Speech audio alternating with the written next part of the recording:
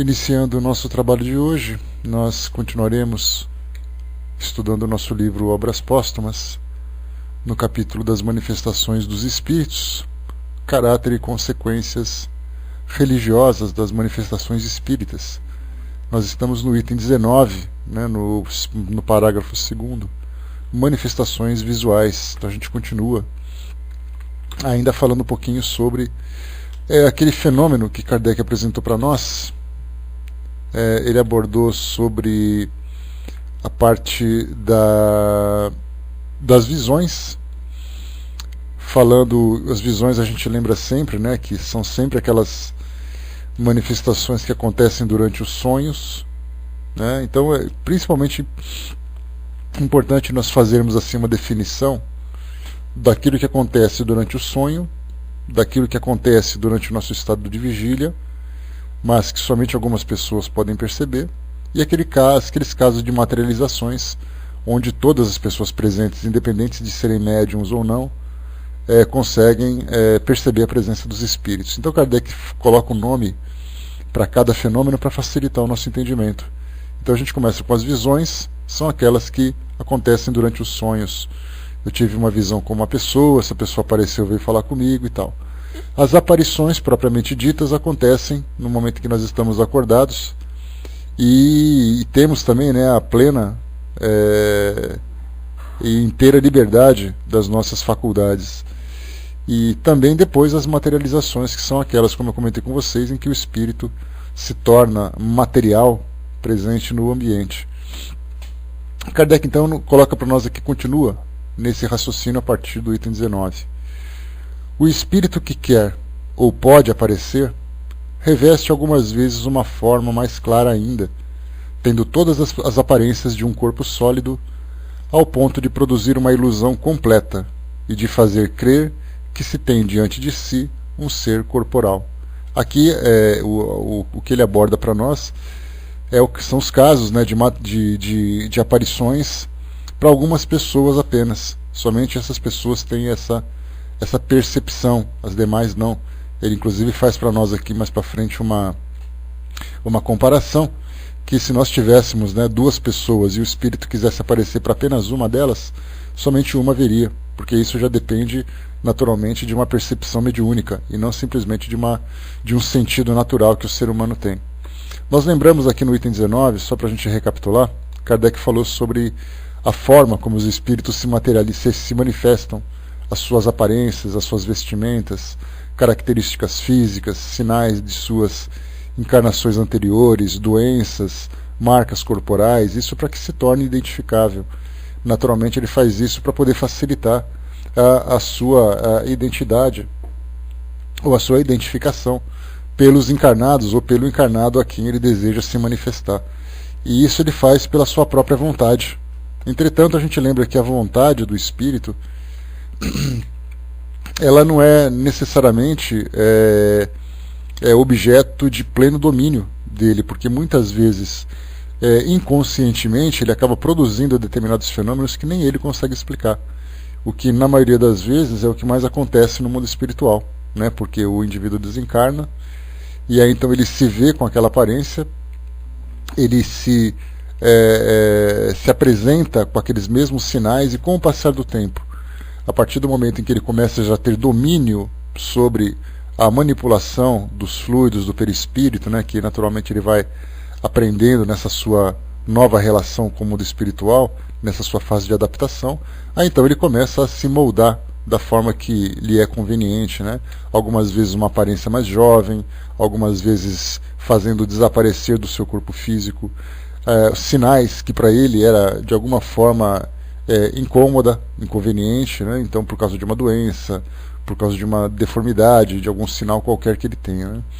A Fraterna colocou ou também porque é assim que ele se vê, exatamente, quando a gente coloca que ele não tem domínio sobre a vontade, é porque ele está tão acostumado a se ver daquela forma que inconscientemente a sua mente já produz aquele fenômeno, e somente depois, quando ele vai se depurando dos apegos que o mantinha ligado ao mundo físico, bom dia pessoal que chegou, é que ele vai então se transformando. Então é um fenômeno que demora para acontecer, Alguns espíritos passam anos com aquelas mesmas características, mesmo que elas sejam para ele algum tipo de alguma forma incômoda, né, de alguma forma constrangedora, mas ele mantém aquele mesmo formato porque o seu psiquismo materializa, ou plasma, a gente pode chamar assim, aquela aparência, porque ela se encontra enraizada no seu inconsciente. Então a gente pode imaginar, vamos supor que eu seja uma pessoa que tem vícios, como por exemplo vícios da alimentação. Então eu me alimentava inadequadamente, me alimentava em excesso e eu acabei desenvolvendo a obesidade. E a obesidade incômoda que me gerava constrangimentos quando eu era encarnado pelo fato de sofrer preconceitos, pelo fato de sofrer doenças que vinham como decorrência natural da obesidade, problemas cardíacos, problemas vasculares, problemas gastrointestinais e tantos outros. E aí eu desencarno e o problema não é a obesidade que eu deixei, mas é o pensamento vicioso que me acompanha. Daí então no mundo espiritual ele continua se vendo daquela forma, porque dentro dele aquele desequilíbrio mental ainda se faz presente. E isso acontece com pessoas que ficaram durante muito tempo adoecidas, doenças que provocam deformidades físicas, como por exemplo, nós podemos imaginar um câncer, por exemplo, que acaba provocando debilidade orgânica, mudança na estrutura corporal, dores, algumas vezes ferimentos que são bastante graves. E aquilo está tão presente na minha cabeça, né, por causa de medo, por revolta, e isso fica. Então, na verdade, todos os espíritos que chegam no mundo espiritual, e eu vejo isso, essa é uma visão que eu passo para vocês, que eu tenho, que praticamente todos os espíritos que chegam no mundo espiritual são espíritos passíveis de psicoterapia. E a gente lembra que psicoterapia não é uma ciência terrena, é uma ciência que mexe com a mente. E no mundo espiritual nós somos muito mais mente do que corpos. Daí então que o tratamento mental, para a gente poder se desapegar dessas impressões terrenas, dessas impressões físicas, devem ser muito mais intensas, essas terapias, né? Então todos que chegam já começam, né, aquela mudança de pensamento. Você já não é mais a matéria, você já não é mais o corpo, você não está doente, você não está mais no mundo material, e cada espírito vai assimilando esse novo modo de pensar de acordo com a sua aceitação da sua nova realidade. Então, alguns espíritos, depois que se adaptam e conseguiram se libertar dessas impressões, começam então a transformar o seu perispírito naquela aparência saudável, que para nós ainda é muito difícil a gente imaginar o que seria uma aparência saudável, já que saúde para nós é um corpo físico saudável. A saúde, para os espíritos, tem uma outra visão. Então eles se moldariam da forma que seria mais agradável, né? Numa aparência mais rejuvenescida, numa aparência mais saudável, sem as impressões da vaidade, como a gente comentou.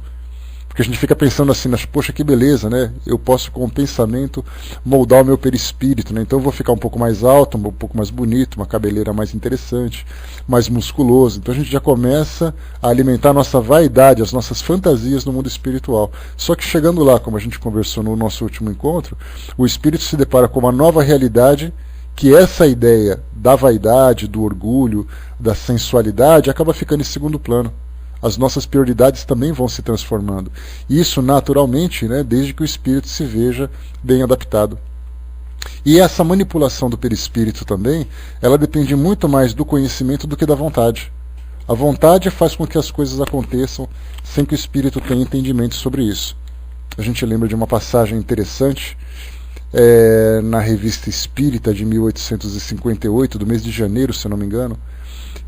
Uma jovem se comunica com a mãe, a gente chegou até a falar sobre isso nas reuniões que são feitas domesticamente na época de Kardec. Ele queria se comunicar com a filha, uma adolescente que havia desencarnado, e a mãe sofria assim horrores, né, a ponto de quase chegar a um ponto de suicidar-se para poder estar em contato com a filha. E aí então entrou em contato com Kardec. Kardec se fez presente na casa dela com uma outra médium, já que a médium, que era amiga dessa senhora, não tinha experiência para as evocações. Fizeram a evocação na casa dela e aqui a jovem se manifestou. E a primeira coisa que a mãe começou a comentar era: poxa filha, que bom te ver de novo, eu fico lembrando quando você estava doente, que eu sinto saudades. No momento em que a mãe começou a fazer comentários a respeito da doença que atingiu a filha e provocou o seu desencarne, a própria jovem estando já numa dimensão mais elevada, sem sentir os efeitos da doença anterior que a atingiu, o fato de comentar sobre aquilo já fez a garota sentir-se mal. Aqueles sintomas começaram a voltar, ela começou a sentir as dores da doença e tudo mais. Então, o espírito, quando ele se reequilibra no plano espiritual, mas ainda tem uma certa fragilidade diante da experiência que viveu, o fato de tocar no assunto já faz ele começar a pensar de novo e já voltam as dores e tudo mais. A gente pode lembrar disso, que foi demonstrado de um modo muito interessante no filme Nosso Lar, quando André Luiz se encontrava no plano espiritual naquela condição mais equilibrada, e no momento em que ele teve contato com a família, e a partir desse contato ele começou a lembrar que ele foi substituído por outro homem, que a esposa não amava mais, que os filhos não amavam mais, ele começou a sentir todas as angústias que ele sentia naquela fase de perturbação inicial que ele viveu no plano espiritual. Então temos esses detalhes, né, que a mente ela é muito ela tem um poder muito grande no mundo espiritual e nós não sabemos ainda controlar. A gente sempre pensa assim, não, quando eu chegar lá eu não vou pensar em nada de ruim vai me afetar e tudo mais. Quando chega e começa a ter lembranças pequenas de situações, de imediato já repercute no perispírito. Daí então que somente os espíritos mais elevados, mais desprendidos, não sofrem essa influência. Então esse é um detalhe interessante, né, que todos nós vamos viver, infelizmente, de uma forma muito dolorosa, esse início no plano espiritual, pelo fato de não estarmos habituados a essa nova realidade e a sutileza dessa outra dimensão. A Miriam lembrou naquele filme As 5 Pessoas que Você Encontra no Céu, que não é espírita, mas tem uma história interessante. O personagem também vai sentindo as dores e os problemas na perna, na medida que lembra do passado. Bem lembrado, Miriam, né? Então esse filme é bem interessante também. Ele tem mais assim um tom mais evangélico do que um tom espírita, mas a história dele é muito interessante porque nos faz refletir sobre isso. E é claro que nós que somos espíritas sabemos que não serão apenas 5 pessoas que nós vamos encontrar no céu, né? A gente vai ter uma legião de credores no plano espiritual esperando, né, a gente resolver os nossos problemas, né, infelizmente. Então é por isso que Jesus lembra, né? Reconcilie-te com teu inimigo enquanto ele está no seu caminho. Porque depois você vai ter que procurá-lo para poder se reajustar, né? Então essa é uma das orientações que chegam para nós dos evangelhos. Bom dia, pessoal que chegou. Vamos lá então. A gente falava dessas aparências, né? Vamos então voltar aqui para o nosso item 19. Se deixar, a gente faz de novo o mesmo estudo, falando tudo diferente, né? Pelo menos tem essa parte boa, né? A gente vai criando novas situações. Então no item 19, aqui do nosso Obras Póstumas, Kardec lembra então que o espírito que quer ou pode aparecer, reveste algumas vezes uma forma mais clara ainda, tendo todas as aparências de um corpo sólido, ao ponto de produzir uma ilusão completa de que faz crer que se tem diante de si um ser corporal. Então, para as pessoas que têm essa sensibilidade mediúnica da vidência, pode ter essa percepção de um espírito próximo a ela, de um modo tão claro que dá a impressão de que é uma pessoa que se encontra ali presente. São vários os relatos que a gente já ouviu de pessoas que comentam, né? Nossa, eu estava conversando com uma pessoa que apareceu, conversou comigo e tal, e de repente eu não consegui mais encontrá-la. Eu não sei quem é, mas é uma pessoa muito generosa e tal. E são várias as vezes, né, em que os espíritos se fazem presentes para nós, aproveitando essa nossa sensibilidade para nos auxiliar, né, nas situações difíceis, nas situações mais dramáticas. Aqueles casos de hospitais, né? Olha, acabou de sair um médico daqui que ele é um amor, ele conversou comigo, me explicou tudo, e de repente você vai procurar, cadê o médico? O médico não existe. E aquela pessoa viu. Isso porque o espírito se fez presente através dessa sensibilidade mediúnica. Fristone colocou, durante o sono, os familiares podem conversar e dar um recado para a família, familiares desencarnados? Podem, desde que tenha permissão para isso, né, Fristone? Porque a interferência do mundo espiritual no mundo material, para nós, do nosso ponto de vista, seria muito interessante se viesse apenas a título de auxílio. Mas muitas vezes esses mesmos familiares, o fato de nos terem precedido no retorno ao plano espiritual, não os coloca numa condição mais elevada. São várias as vezes que a gente ouve relatos de pessoas que dizem assim, eu sonhei com meu avô e ele estava chorando pedindo ajuda. E eu acordei com a nítida impressão de que eu estava com ele. Isso é real. Então depende de vários fatores, né, que a gente não tem como determinar, como afirmar, porque cada espírito, cada relação entre espíritos tem uma história muito particular. Agora o que a gente sabe é que o plano espiritual restringe ao máximo essa nossa relação para que nós não sejamos influenciados de uma forma negativa com essas manifestações. Imagina se você não acredita em espíritos e você fica o tempo todo sonhando com o espírito te perseguindo, mesmo que seja familiar, né? Te perseguindo, fazendo comentários, te fazendo cobranças, apresentando lamentações e tudo mais. Você vai entrar em desequilíbrio. Quer dizer, já basta a sua vida, que por si só já é um drama, pelas dificuldades, pelos problemas, pela rotina que nós temos que viver, ainda vem o mundo espiritual para agravar um pouco mais a nossa situação. Daí então que a barreira que separa o mundo espiritual do mundo no mundo físico é uma barreira que deve ser respeitada e ela é cobrada principalmente pelos espíritos. Agora, há situações em que há essa permissão. Agora, a gente não tem como dizer quais são os casos, porque isso não é uma matemática, a gente sabe disso, né? Meu pai, num sonho realístico, né, até a roupa, falou comigo dizendo que a família ficasse bem, pois ele estava bem no mundo espiritual. Esse é um dos casos, né, em que os espíritos se manifestam para poder tranquilizar a família. Aliás, essa é uma das recomendações que a gente fala.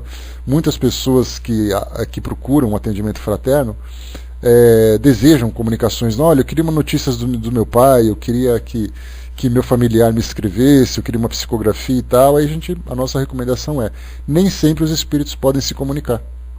Mas, através dos sonhos, através da comunicação mente a mente, os espíritos podem trazer ali as suas notícias, né? Como é que está o som, pessoal? Alô? Alô, alô?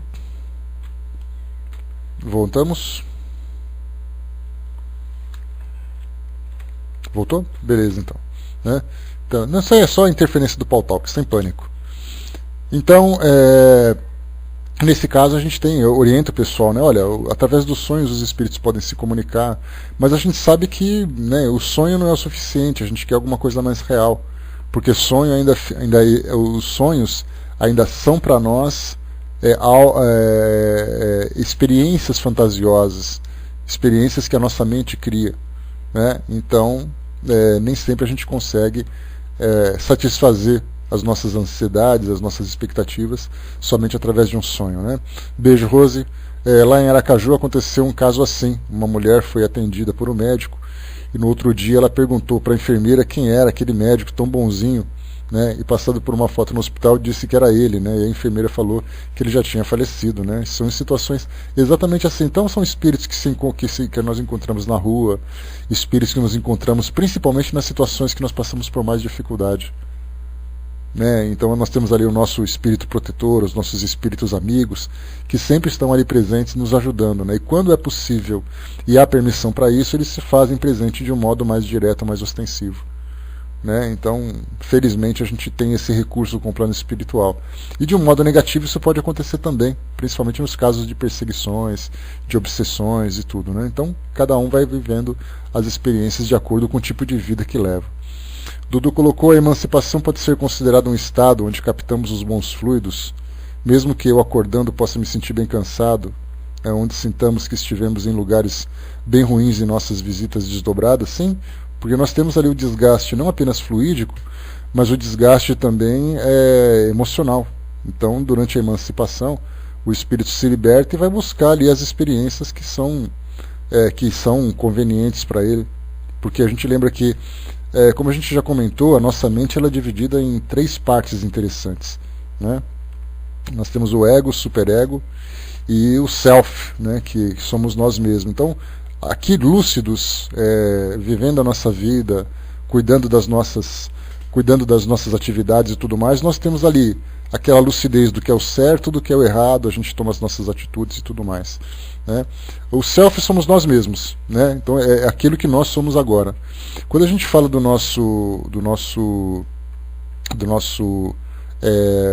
ego, o ego é algo que é aquela personalidade que existe dentro de nós, que deseja fazer tudo o que for prazeroso, mesmo que isso não seja ético.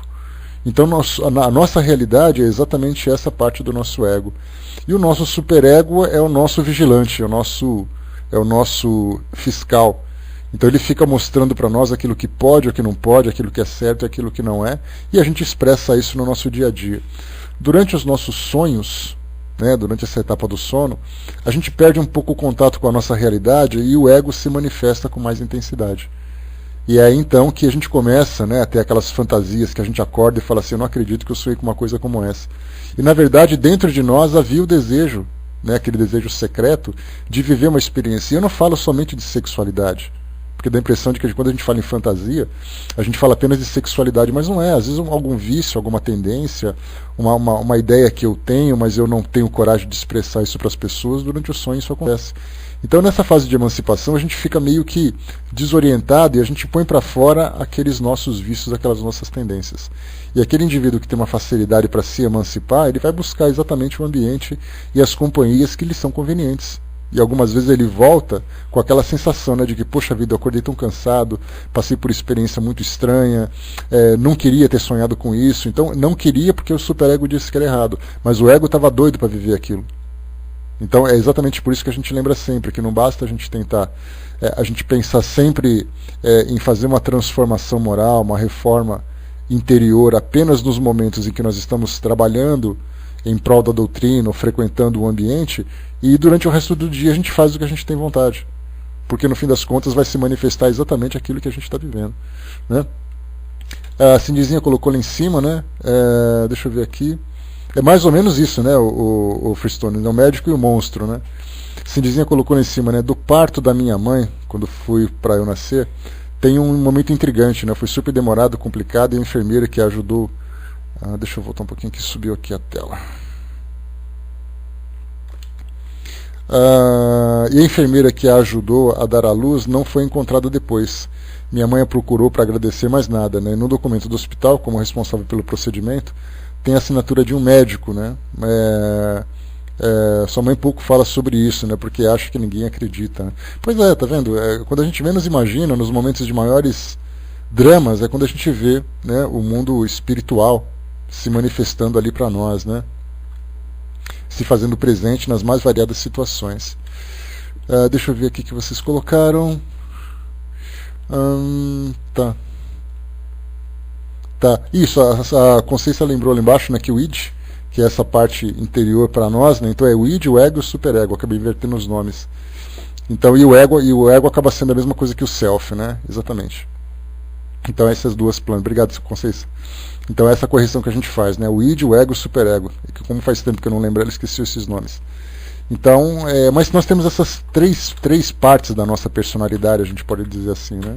E é sempre complicado a gente lidar com tudo isso, né? O próprio Freud já lembrava, ele falava muito de que a sexualidade a sexualidade é um dos grandes dramas da humanidade. Então todas as nossas relações problemáticas se dá exatamente por causa dessa questão da sexualidade em desarmonia, e a gente tem que trabalhar isso tudo, né? Então era uma visão que ele tinha, e isso afetava exatamente essa parte do nosso id, né? Que era essa parte mais inferior da nossa personalidade, ou essa parte mais, vamos dizer assim, mais libertina da nossa personalidade, né?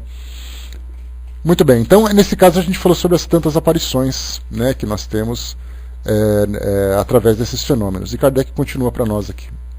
Em alguns casos, e sob o império de certas circunstâncias, a tangibilidade pode tornar-se real, quer dizer, que se pode tocar, apalpar, sentir a mesma resistência, o mesmo calor que parte de um corpo vivo, o que não impede de dissipar-se com a rapidez de um relâmpago.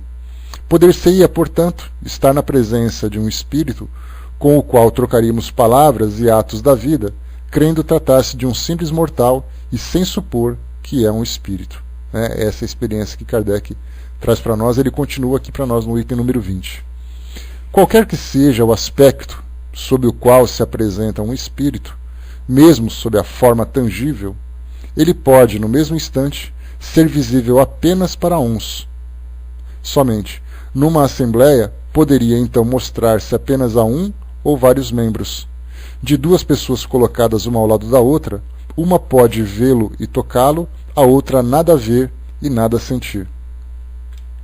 O fenômeno de aparição a uma só pessoa entre várias, que se encontram reunidas, explica-se pela necessidade, para que se produza, de uma combinação entre o fluido espiritual do espírito e da pessoa. É preciso, para isso, que haja entre esses fluidos uma espécie de afinidade que favoreça a combinação.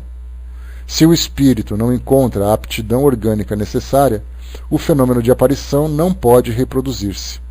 Se a aptidão existe, o espírito é livre para aproveitar ou não, donde resulta que, se duas pessoas igualmente dotadas sob esse relato encontram-se juntas, o espírito pode operar a combinação fluídica com aquela somente das duas a quem quer se mostrar. Não o fazendo, com a outra, esta não o verá. Assim aconteceria com dois indivíduos, que tivessem cada qual um véu sobre os olhos. Se o terceiro indivíduo quer se mostrar a um dos dois somente, levantará apenas um só véu, mas para aquele que estivesse cego, não adiantaria levantar o véu. A faculdade de ver não lhe teria sido dada para isso. Né? Então aqui a gente vê um relato de Kardec interessante que o espírito pode, através dessa combinação. Então a gente poderia dizer, de um modo fácil, de um modo mais palpável para nós, imaginemos que todos nós somos aparelhos de televisão, televisores. Né? E para você sintonizar com determinado canal, você pega o controle remoto e coloca ali o número. Se eu sou um indivíduo que aparece numa determinada frequência, você precisa sintonizar naquele canal. Se todas as pessoas sintonizarem, todos verão o mesmo programa. Se somente algumas sintonizarem, a outras utilizarem outros canais, somente aquelas que sintonizaram conseguiram ter essa percepção. A combinação com o perispírito, ou seja, um perispírito do espírito, entra em contato com o perispírito do médium, e aí então ele vai ter essa percepção. É como se ele sentisse ali um choque, como se ele sentisse um contato, um toque de perispírito para perispírito e fosse sensibilizado, fosse estimulado a ter essa percepção. Se acontece em algo de um modo diferente, se acontece de uma frequência diferente, não há essa percepção. Então, por isso que nós percebemos que isso acontece no caso da audiência, acontece no caso da vidência também, acontece até mesmo no caso das sensações, aqueles médiuns que são sensitivos, como Kardec lembra lá no capítulo 16 do Livro dos Médiuns, ele lembra que todo médium é sensitivo, porque além do fenômeno ostensivo propriamente dito, ele tem também ele tem sensações. E aí, no caso, ele sente um calafrio, sente dor, sente um arrepio, sente uma pressão, alguma coisa que faça perceber a presença de um espírito. Então, acompanhado de uma visão, a partir do momento em que o espírito se aproxima, são raríssimos os médiuns que não têm uma combinação de sensações e mais a percepção ostensiva. Então é a mesma coisa que acontece nesse fenômeno em que o espírito se faz presente a somente uma ou algumas poucas pessoas quando ele deseja. Já no caso, é o que a gente via, para ter uma noção mais clara, aquele fenômeno que aconteceu em Fátima, lá na primeira década do século passado, do século XX, quando ela se fez presente para aqueles 3 pastores, lá em Portugal. Foi em 1916 ou 17, se não me engano. Pesquisem para mim, por favor, quando foi a aparição de Fátima e coloquem aí para nós, só para poder trazer a informação mais correta. Então, o que a gente lembra da história que é relatada por aquelas crianças, eu acho que uma delas que desencarnou recentemente, a última desencarnou recentemente, é que as crianças ficavam ajoelhadas em cima de um arbusto, no alto desse arbusto havia uma aparição, e todas as pessoas que estavam à volta caíam de joelhos, mas elas não viam absolutamente nada e nem ouviam. E isso aconteceu até hoje, né? Então isso é um mistério até hoje, é considerado um milagre pela igreja naturalmente, mas dentro da doutrina a gente tem essa facilidade de entender através da fenomenologia. Fenomenologia, né? 1917, obrigado, professor. Né? Quase ali acabando, porque eu lembro que ela tem uma relação com o final da Primeira Guerra Mundial, que acabou em 18, então foi em 17 que aconteceu. Né? Então dá para a gente ver claramente como ilustrar esse fenômeno. 3 crianças viram e mais ninguém viu.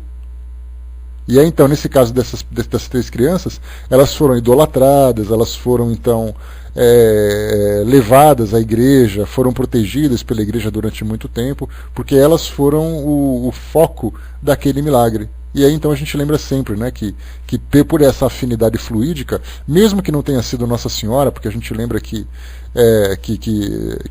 os espíritos, né, se revestem ou se travestem com a aparência de acordo com o objetivo que eles têm, nesse caso de levar uma mensagem edificante para uma comunidade que é católica. A gente já falou sobre isso também, né? Se eu sou um espírito e eu quero me manifestar para alguém que tem a fé voltada para determinada linha filosófica, eu me comunico com ela de acordo com a linguagem que ela compreende, porque do contrário eu não vou ter o efeito que eu desejo. Então, seja evangélico, judeu, católico, muçulmano, não importa. Eu posso me travestir, assim, me revestir com uma roupa árabe e aparecer para o muçulmano e deixar um recado para ele dizer que eu sou um anjo. Se isso provocar um efeito positivo, ótimo. Se não, será um desperdício. A Elis colocou, né, quando eu era criança, eu e meus irmãos e primos tentamos fazer isso, né? Ficamos em uma moita rezando, né? Para ver a Fátima, né? Oh, meu Deus do céu. Santa ingenuidade, né, Elis? E vocês conseguiram ver alguma coisa? Vai que apareceu, né? Esse que é o pior, né? Vai que dá certo, né? De repente vai na brincadeira e ninguém imagina como as coisas são, né? Deixa eu ver. Ela ficou com medo, tá certo. Cada um, né? Brincadeira do copo eu já vi, agora brincadeira da moita, essa eu não conhecia. A Florzinha colocou, né? Estou aqui, né? Sou Fátima e não Nossa Senhora, né? Tá certo, Florzinha. E você aparece para todo mundo também, né? Essa que é a parte boa da coisa. Vamos em frente. E continua para nós aqui. Então, falando sobre essa combinação, né? No item 21, nós temos aqui: as aparições tangíveis são extremamente raras, mas as aparições vaporosas são frequentes, né? A gente lembra porque, nesse caso de um espírito se fazer presente, como a gente viu no caso dos médicos, né, que a gente comentou, vem ali uma enfermeira, vem um médico, vem alguém que vem conversar com você, um religioso, uma pessoa comum, e te ajuda a carregar alguma coisa, te ajuda a levantar. Aquelas histórias que a gente tem, né, que um espírito vem, se manifesta para alguém, uma criança está caindo, por exemplo, dentro de uma, né, na beira de alguma coisa alta que vai machucá-la. Aí vem alguém, pega ela e coloca ela para trás. Quantas vezes a gente já ouviu histórias assim? Alguém que estava se afogando, alguém estendeu a mão, ele segurou na mão dela e puxou ela para fora. Alguém que estava andando na rua e de repente houve um empurrão, uma pessoa, ela estava andando e levou um tropeção. Isso acontece. A gente lembra que a própria da dona Ivone do Amaral Pereira conta um relato assim, só que foi de um lado negativo. Ela estava indo para uma reunião comunitária ou coletiva, mediúnica, e era uma reunião muito problemática, porque vários médiuns se manifestariam no mesmo momento. E ela tinha curiosidade de conhecer, ela estava pronta descendo a escada, veio um espírito, empurrou, ela caiu e quebrou o braço. Aí depois ela perguntou para o Dr. Bezerra de Menezes por que aquilo aconteceu, disse que era para protegê-la, embora o espírito que tenha feito isso tinha outra intenção, que era de machucá-la. Então a gente tem vários relatos, né? Se a gente começar a contar, né, ou a perguntar para todo mundo, para todas as histórias, né, para as pessoas contarem as histórias sobre experiências assim, sempre alguém vai contar alguma coisa. Não, porque certa vez a pessoa estava lá e alguém foi ajudar, porque ela desmaiou, aí correu, foi pedir ajuda, e de repente quando olhou não tinha mais ninguém por perto. Ou então alguém realmente, né, olha, a criança estava pendurada na janela, quando ela ia cair, veio ali, apareceu uma mão e puxou ela para trás, para que ela não caísse. Então são várias e várias situações assim. Né? O professor colocou ali na aparição, nos casos de sintonia, um vê o outro através de olhos perispirituais. Né? Esses olhos perispirituais, para ficar mais claro, para a gente compreender, ele é uma sensação que o espírito tem pelo fato de haver esse contato com o perispírito. Então ele mentaliza, no momento em que há essa aproximação, como é o caso, como a gente já estudou no Livro dos Espíritos há muito tempo, é o caso dos espíritos conseguirem enxergar no escuro. Se a nossa visão depende da reflexão da luz, como é que um espírito pode enxergar no escuro? Na verdade ele não enxerga no escuro, mas o perispírito em contato com os objetos à sua volta, cria na mente dele a imagem desses objetos.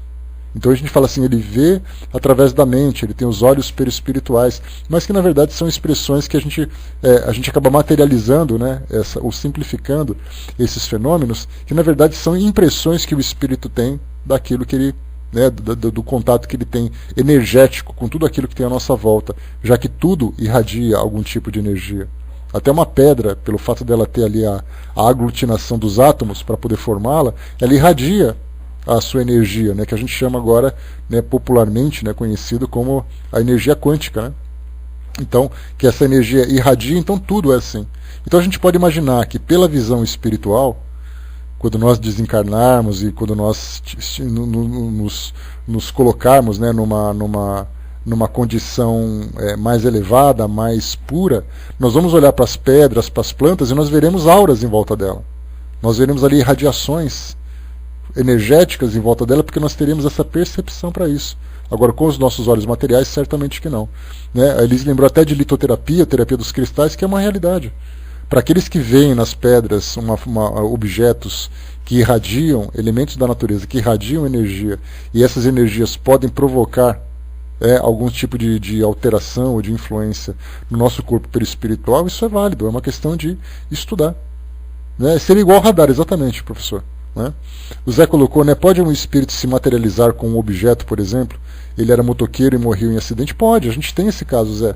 Nós estudamos no próprio livro dos médiuns, bom dia pessoal que chegou, no próprio livro dos médiuns nós temos aquele famoso caso da tabaqueira, quando Kardec fala sobre, né, o laboratório do mundo invisível, no capítulo...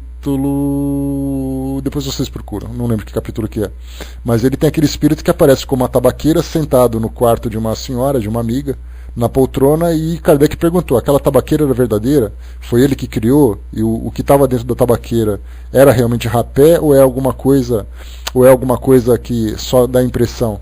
E os espíritos colocaram, se fosse permitido, o espírito poderia criar, através dessa transformação molecular, venenos, comidas, alimentação, ele poderia fazer isso, desde que, claro que é um fenômeno extremamente raro e nem sempre possível também.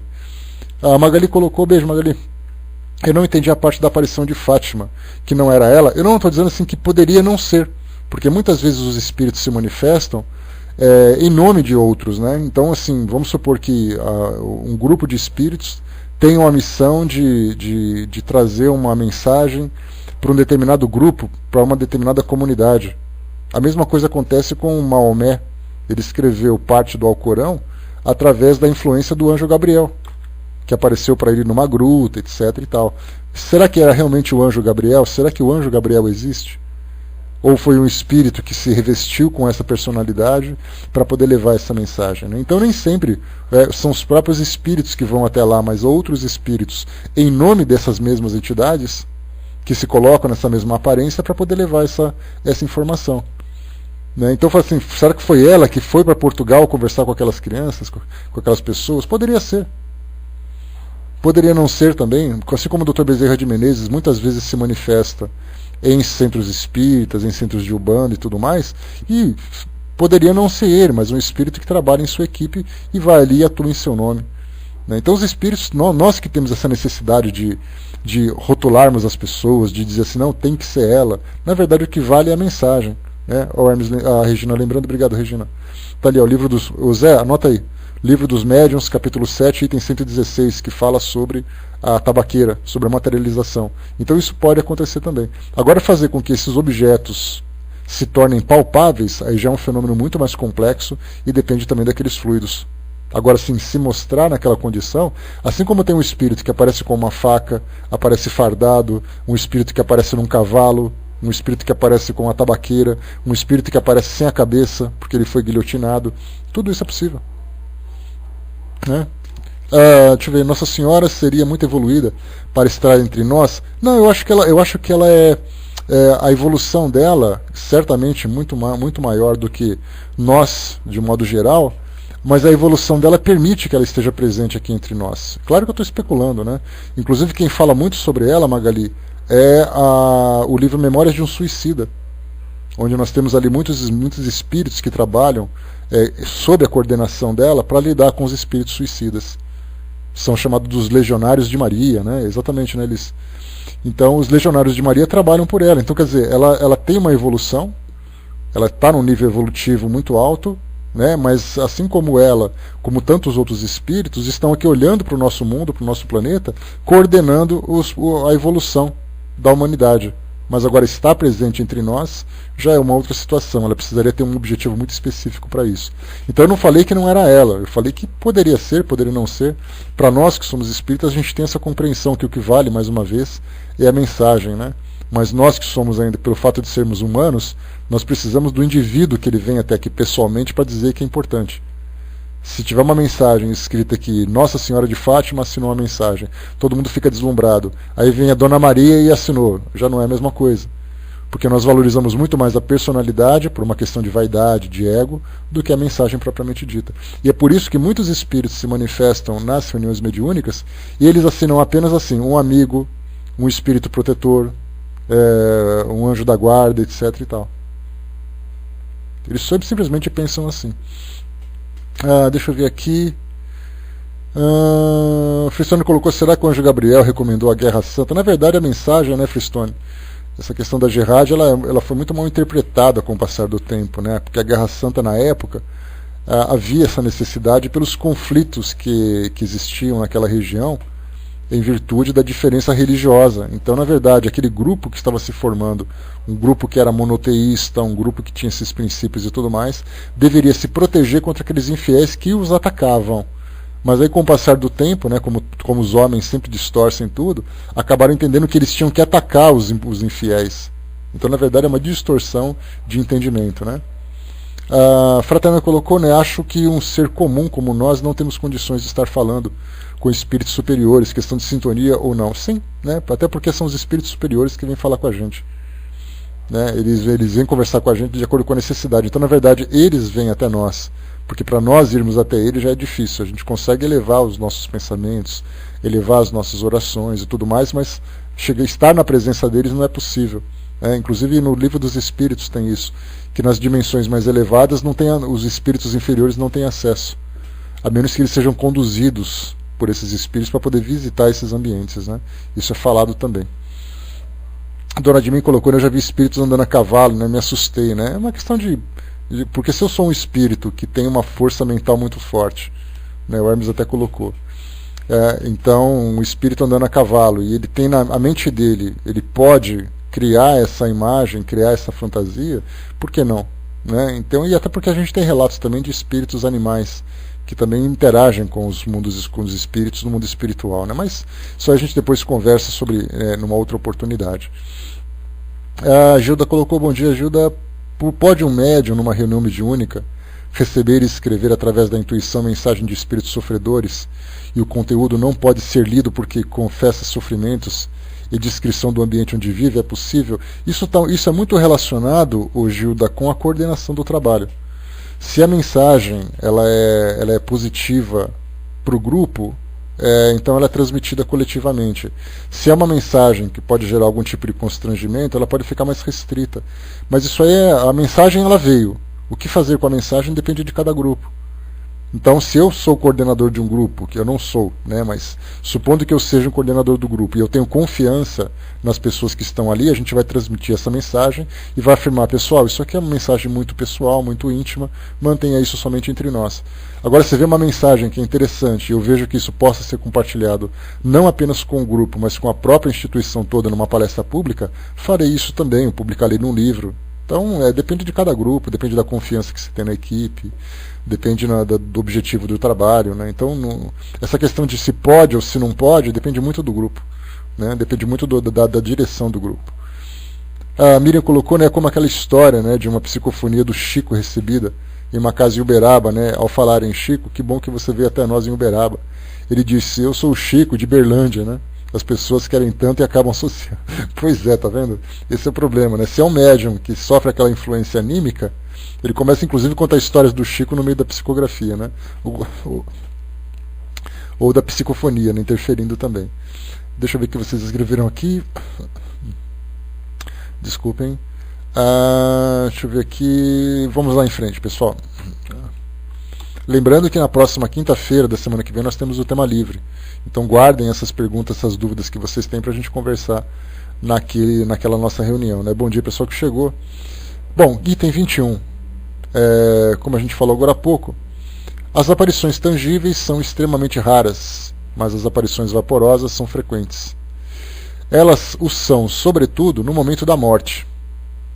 O espírito desligado parece querer apressar-se para rever seus parentes, seus amigos, como para avisá-los de que acaba de deixar a Terra e dizer-lhes que ele vive sempre. Né? Bom, falar sobre a manifestação de espíritos momentos antes do seu desencarne é chovendo molhado, né? Porque quantas histórias a gente tem de pessoas que sonham Eu sonhei com meu tio que ele estava com um problema, e quando eu liguei para lá ele estava no hospital e estava desencarnando. Ou estava morrendo, como se diz, né? Ou então o telefone toca, você fala com a pessoa, 10 minutos depois vem a notícia de que ela tinha morrido. Então, quantas e quantas histórias, né, naquelas famosas as histórias que o povo conta, desses fatos, né, que precedem a morte, que precedem a desencarnação, e o espírito muito preocupado em avisar a família de que ele está bem, que ele está vivo, ele recebe permissão para fazer isso. Muitas vezes até mesmo sem conhecimento, e algumas vezes até mesmo sendo assessorado por outros espíritos. Sonhos, então, assim, tem histórias e mais histórias, né, que alguém estava num estado crítico no hospital e durante a noite ela sonhou, no dia seguinte ela desencarnou, né? Então isso é bastante comum, e Kardec coloca aqui para nós exatamente isso, né? Tá aqui, ó. Elas o são, sobretudo, no momento da morte, né? E o espírito aparece dessa forma vaporosa, não dessa forma material, porque é uma mensagem rápida, somente uma despedida ou algo do gênero, né? Então, e o último parágrafo aqui para nós é que cada um recolha suas lembranças e veremos quantos fatos autênticos desse gênero, aos quais não se dava conta, aconteceram não somente durante a noite, mas em pleno dia e no estado de vigília mais completo. Então, como eu falei para vocês, né, história desse tipo é o que não falta, né?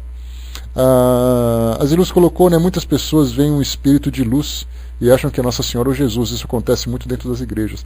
Isso por causa de uma questão de crença, né, Ziluz? A gente já explicou sobre isso, que os espíritos se manifestam normalmente para transmitir uma mensagem a uma determinada comunidade, falando na linguagem que elas aceitam.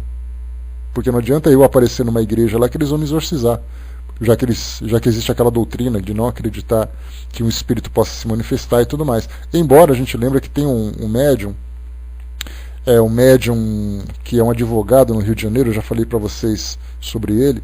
Ele foi entrevistado pela Marília Gabriela, foi entrevistado pela Xuxa, se eu não me engano, foi entrevistado por mais não sei quem.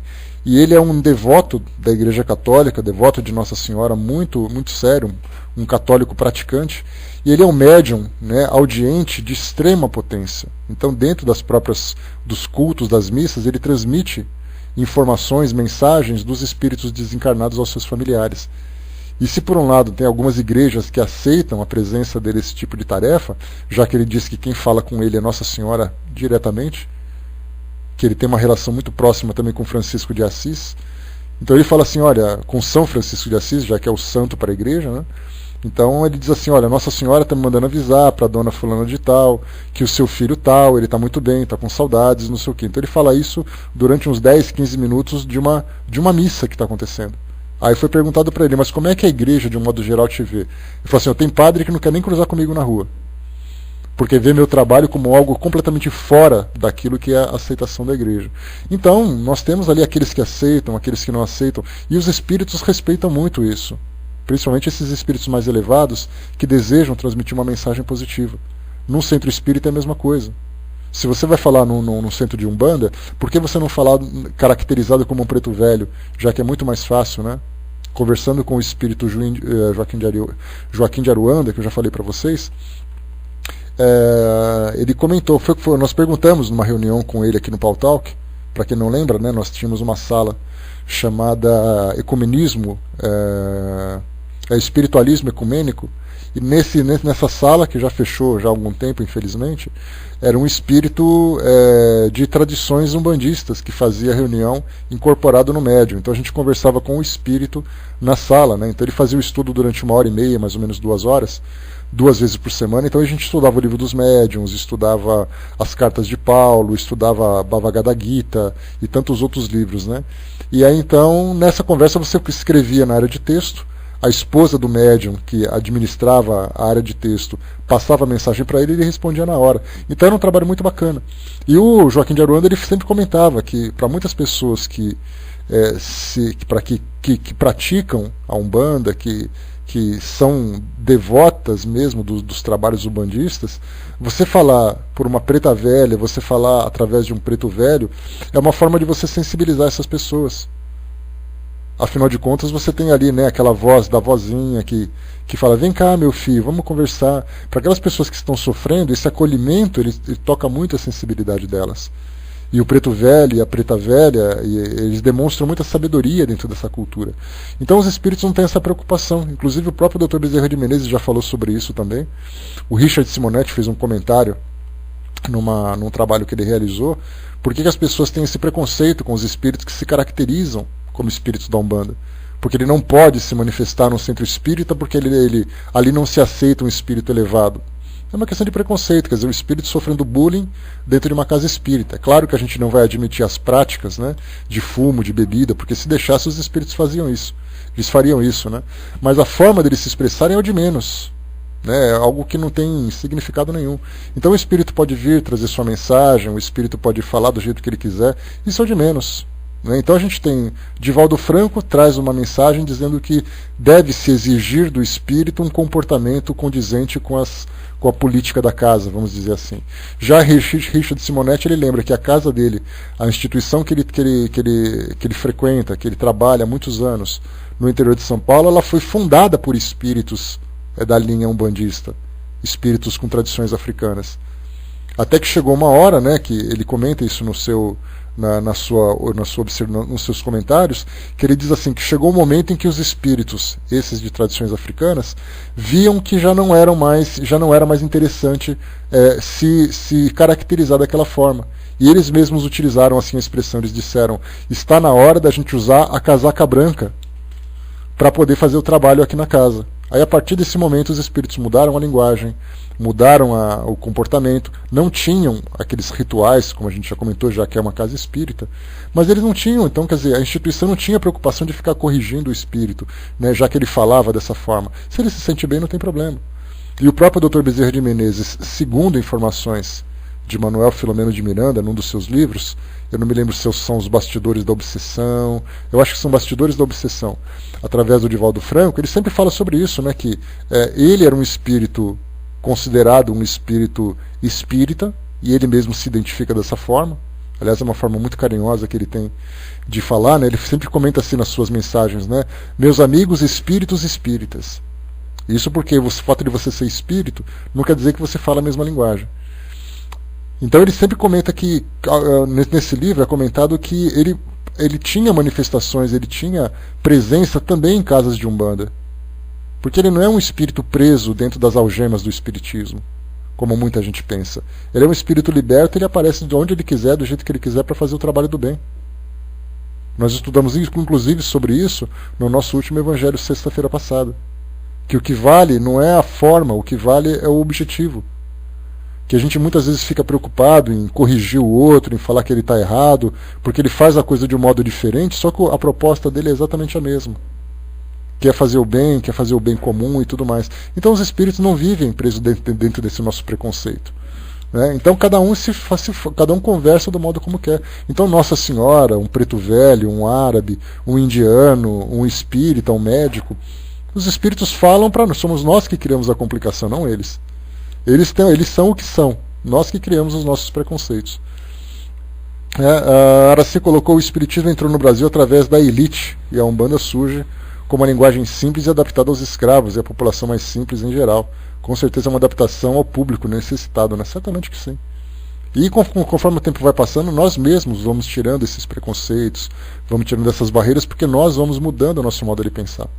Nós ainda somos muito partidaristas, né? É algo natural do ser humano, é algo natural de todos nós ainda, né? Então, mas isso aí vai mudar com o tempo, não tenho essa preocupação. Vamos lá, nós estamos aqui então entrando, né? Qual a diferença da Umbanda e do Candomblé?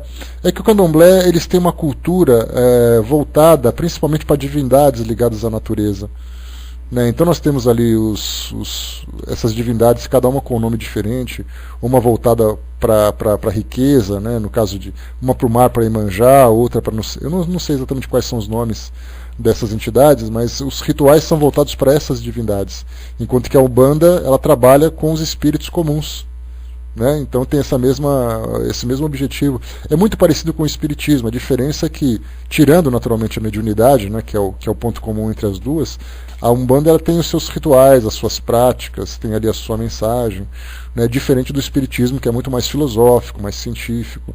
Mas uma não desmerece a outra, né? Todas elas têm o mesmo objetivo.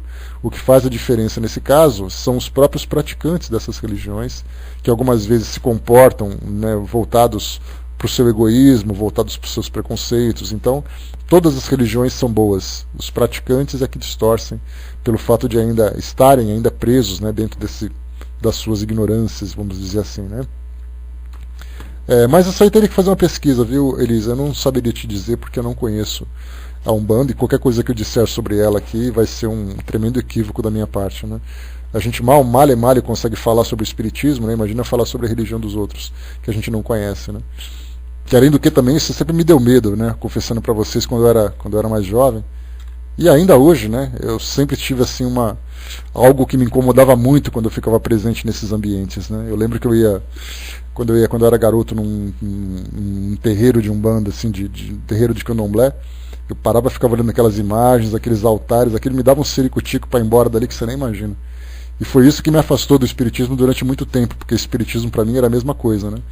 Então a gente tinha na nossa prateleira ali, né, o Livro dos Espíritos. Eu olhava para aquele livro e falava, não vou abrir esse negócio não, porque vai que acontece alguma coisa, né? Então é melhor eu nem abrir esse livro. Aí o tempo vai passando, a gente vai amadurecendo, vai crescendo e as coisas mudam, né? Então, mas se você me colocar hoje dentro de um templo desse à noite, certamente eu vou querer arrombar a porta para sair, né? A Anjinha colocou bom dia, né? Eu sempre tive medo também, né? E ainda hoje, porque sempre me disseram que fazem mal também, né? Exatamente pelo caso da gente estar muito voltado para essa ideia do preconceito, né? A gente cria uma ideia na nossa mente distorcida, a gente vê aquilo que é negativo que aparece na televisão, aquilo que a gente vê na rua, e de repente a gente cria a nossa própria ideia sobre determinada filosofia, né? O que é um erro.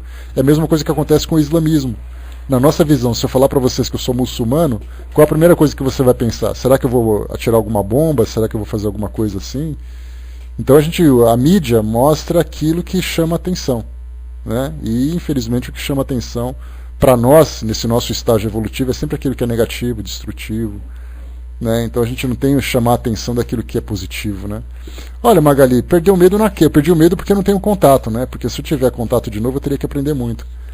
Nós temos uma vizinha aqui que ela é umbandista, né? Teve um dia que era interessante, que eu estava fazendo um estudo aqui à noite, numa sexta-feira, né, na Sala Espiritismo Net Brasil. Enquanto eu fazia o estudo aqui falando sobre doutrina espírita, eu ouvia da casa dela, né, algumas práticas que eles estavam realizando, e em frente à minha casa tem uma igreja evangélica. Então estava assim, os três ao mesmo tempo, né, o espiritismo, os evangélicos gritando com aquela coisa toda, e ela fazendo ali os rituais. E eu ficava me perguntando, né, se eu pudesse ver o mundo espiritual aqui na rua, quem que estaria andando por aqui? A gente veria espíritos caracterizados das mais variadas formas, um cumprimentando o outro abraçando, o outro batendo o ombro, né? Então foi uma coisa bem interessante, né? Certamente aqui, qualquer espírito com má intenção que passasse por aqui, ele ia se dar mal, né? Porque ele seria atingido por todos os lados. Então não importa qual é a crença dele, a coisa ia acontecer, né? Pois é. Então, assim, eu ainda tenho um pouco de medo ainda por desconhecer, né? Aqueles rituais ainda me impressionam um pouco. Sei lá, né? Uma questão de, sei lá que experiência eu tive com isso, né? Mas quando eu era pequeno, assim, eu ficava apavorado, né? Eu nunca fui numa reunião própria da Umbanda, né? Mas eu já fui num centro de Umbanda sem atividade. E estando naquele local, eu olhava assim e falava aqui, mas eu não fico aqui sozinho, mas nem morto, né? Então, o Candomblé assusta mais que a Umbanda, porque talvez seja mais desconhecidos, seja mais restritos, tenha práticas diferentes, né? Sei lá. A Araci colocou, né, na próxima aula eu trago o nome da literatura explicando as diferenças entre Umbanda e Espiritismo, né? Então tá ali para quem quiser, a Araci traz no nosso próximo estudo. Né? Então, sei lá, né? Cada um tem a sua prática, né? Então eu sempre, não é literatura espírita, né? Tudo bem. E tem que tomar cuidado, viu, Araci? Porque eu já tive contato com dicionários de religião, né? O dicionário da religião, ele traz definição sobre todas elas. Eu já peguei alguns lendo, eles trazem alguns equívocos em termos em termos de práticas da doutrina espírita, porque quem escreveu aquilo foi um estudioso, não foi um espírita, né? Então, assim, ele não frequenta, ele não conhece. Então eu já li livros falando sobre o espiritismo que tinha alguns equívocos ali, mas o que importa é a gente ter no geral ali, né? a Vaninha lembrou, né, o tipo de imagem, vestimento do candomblé assustam quem não conhece, né, pelo fato de ser uma coisa mais fechada. Assim como a própria maçonaria, não sei se tem algum maçom aqui na sala, mas quando você fala assim, ó, você vai numa reunião fechada da maçonaria, a ideia que se tem é que tem aquele bode, que eles cortam coisa, que faz, acontece. Né, eu já dei uma palestra uma vez numa loja maçônica, falando um pouquinho sobre a doutrina espírita e tudo mais, e eles estavam vestidos, caracterizados, né, com a roupa de ritual que eles usam, né, com espadas, com símbolos e tal. E eu achei assim muito bacana, né, foi um ambiente muito legal. Mas assim, para quem não conhece, né, a gente tem umas informações que saem na internet e tudo mais, o pessoal é muito preconceituoso com relação a isso. Você falar de maçonaria dá a impressão que você está falando de um culto satânico, né, porque ninguém conhece, e na verdade não tem nada disso. Então é uma questão de preconceito nosso mesmo. Vamos ver. Bom, pessoal, a gente ia começar aqui o próximo, né, o próximo item.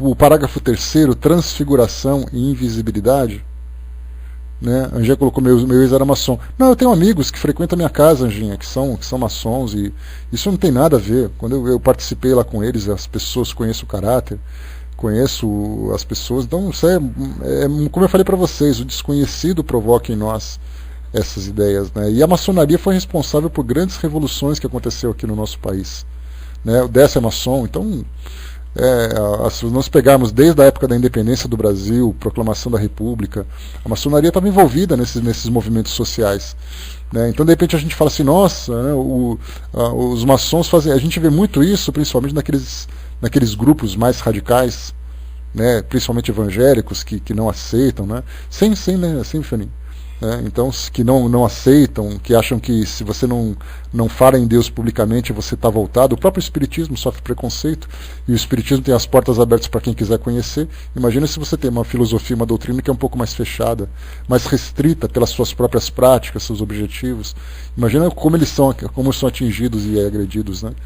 Tem até uma história dessa que eu já ouvi também, que falavam que talvez se Kardec não fosse maçom, ele tinha uma relação muito próxima com a maçonaria, através dos seus amigos, né, que eram maçons e eram também espíritas naquela época, que era aquele grupo intelectual da França e tudo mais, né, principalmente aqueles que vinham da Revolução Francesa, que tinha acontecido ali há coisa de 50 anos, mais ou menos, né, então os grupos ainda estavam presentes ali, atuando, agindo. Então, né, o que vale para nós é a informação, e os próprios espíritos falam isso, lá na questão 612, 615 do Livro dos Espíritos, por aquelas bandas ali, ele fala que o espírita deve estudar tudo para ter um conhecimento, para ter um entendimento sobre a evolução.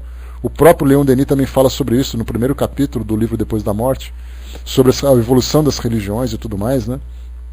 O Décio colocou, né, porque é uma ordem iniciática, né, diz que Jesus também fez iniciação junto aos essênios, também vi isso, né? Mas você vai falar, né, nossa, os essênios e coisa e tal. Então, tudo é questão de desconhecimento da nossa parte, né? Leon Denis foi maçom, né, colocado. Então vamos estudar, vamos entender antes de fazer qualquer tipo de julgamento, para evitar esses equívocos da nossa parte. Bom, meus amigos, fechando por aqui, né, fechando não, né, ainda temos 10 minutos, caso vocês queiram colocar alguma coisa. A Vaninha colocou, né, tenho bons amigos maçons, acho que eles estão normais, como qualquer outro amigo que não seja, né? Pois é, até o modo como a gente fala, né, eu tenho amigos maçons, mas eles são bons, dá a impressão de que a gente está tentando justificar a amizade com eles, né? Eu tenho amigos evangélicos, mas eles são gente boa e tal. Eu lembro do pai de um amigo meu, né, inclusive já desencarnou, muito querido, que ele falava assim, minha filha casou com um rapaz assim que é meio pretinho, mas ele é gente boa. Quer dizer, pretinho, mas é gente boa, né? Então, assim, deu para sentir assim uma beliscadinha, né, de preconceito e tal, né? O Wagner é maçante, né, maçom, né? Pois é, eu vou conversar com a Ellen qualquer dia, viu, professor? Viu, Wagner? Eu tenho amigos espíritos que são gente boa. Eu tenho alguns que escapam, viu, Miriam? Esse pessoal que fica mexendo com coisa de espírito, sei lá, né? O pessoal é meio diferente, meio estranho. Vai que acontece alguma coisa diferente, né? Então, na verdade, como eu falei para vocês, né? Não importa qual é a filosofia que cada um siga, né? Mas a proposta, né? É a vida que cada um tem, né? Eu tenho um amigo negro, né, que ele fala dele mesmo, né, que é negro, mas é gente boa. Pois é, né, gente?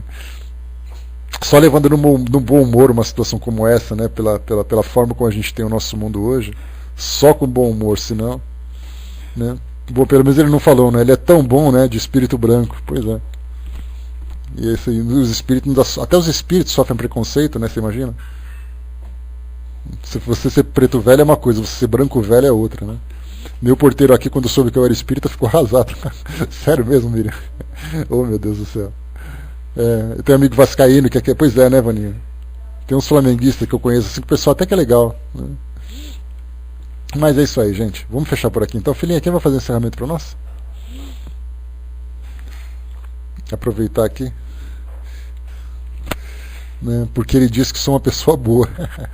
Não é, Mari? Dorme com isso, Miriam. Dorme com isso. Né? Você quer fazer, Rô? Você tá querendo você colocou me chama para fazer a pressa ou me chama para outra coisa? Ah, bom. Pensei que você estava toda disposta aí. Fernando colocou para os maçons como é a questão de colocados no meio de grupo de manipuladores da sociedade. É a mesma coisa, né? Manipuladores de sociedade, pessoas estranhas, né? Então, isso é nada mais que preconceito. Professor, você pode subir para fazer o encerramento para nós? Beleza, passando para você então, a gente volta em seguida. Lembrando que nós vamos continuar a partir do parágrafo 3º, transfiguração e invisibilidade. E para a gente falar, porque tem uns fenômenos interessantes para a gente estudar dentro